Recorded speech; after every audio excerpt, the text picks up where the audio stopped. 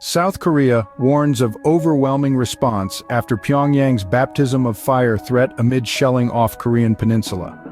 South Korea has warned North Korea of an overwhelming response over military provocations, urging Pyongyang to cease military activity, raising tension near border.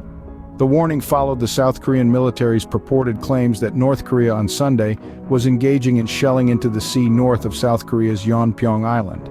The alleged shelling came as North Korean Supreme Leader Kim Jong-un's sister Kim Yo-jong said that her country's army would launch a baptism of fire in response to any and all provocations. "Let me be clear once again that our army has its trigger already unlocked," Kim Yo-jong said in a statement carried by North Korean state news agency KCNA.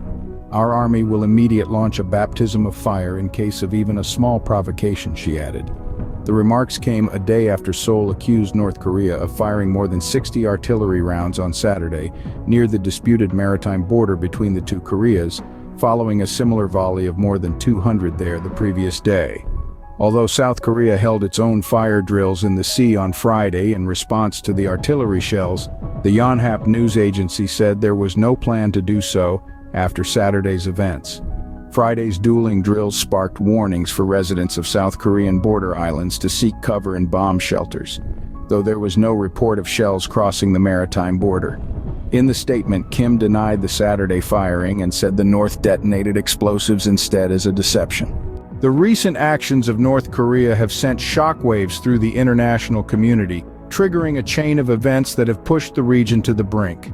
In response to rising tensions, North Korea has been engaging in a series of missile launches that have raised alarm across the globe. These launches, not aimed at any specific targets, are seen as a show of force, a reminder of the country's military might, and a signal to the world that it will not back down in the face of pressure. One such instance involved North Korea firing a staggering total of 8 missiles into the waters off the east coast of the Korean peninsula. This action was a clear provocation, a bold act that served to further escalate the already tense situation in the region. The international community, however, has not remained silent in the face of these provocations. South Korea and the United States, for instance, have taken a firm stance against North Korea's aggressive behavior. In a swift and coordinated response, they fired an equal number of missiles into the same waters, 7 from South Korea and 1 from the United States. This was a clear message to North Korea. Any act of aggression would be met with an equal and opposite reaction. Japan, another key player in the region, has also expressed its strong disapproval of North Korea's actions. Prime Minister Fumio Kishida, in particular, has called out these missile launches as a blatant violation of United Nations resolutions, adding to the growing chorus of international condemnation. The United States, in partnership with Japanese forces, also held a joint drill in response to the missile launches. This was yet another clear demonstration of unity and strength, a signal to North Korea and the world that they stand ready to respond to any further acts of aggression. These actions have not only heightened tensions in the region, but have also raised important questions about global security and the fragile balance of power. In the face of North Korea's provocations, South Korea and its allies have not remained silent. Responding to the audacious missile launches from the north, both South Korea and the United States launched a total of 8 missiles into the waters off the eastern coast of the Korean peninsula.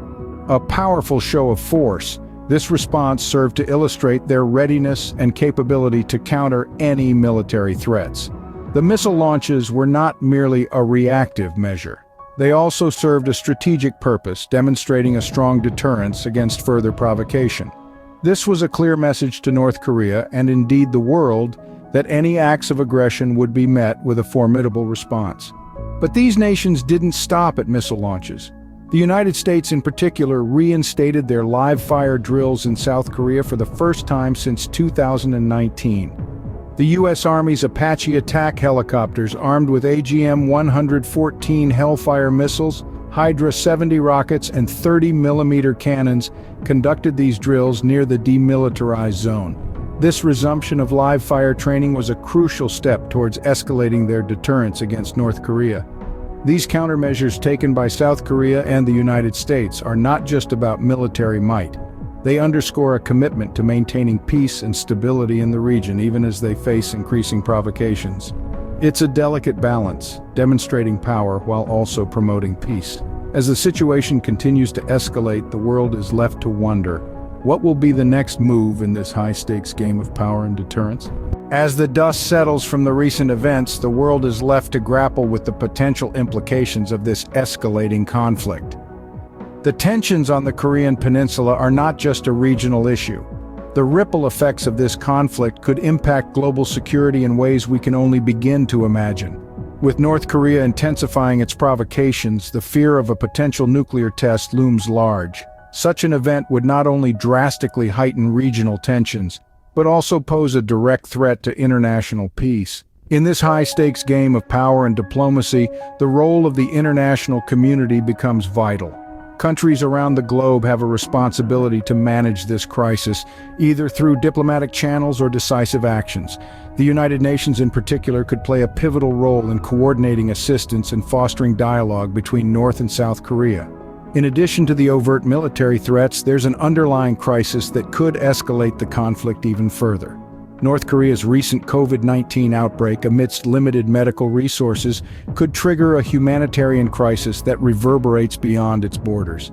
Dr. Ki B. Park's suggestion of a moratorium on military activity to focus resources on containing the outbreak is a testament to the complexity of the situation.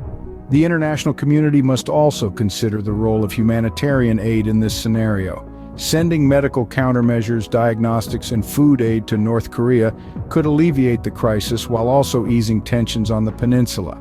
It's a delicate balance of addressing immediate needs while also keeping long-term security implications in mind. We must remember this isn't just about the present.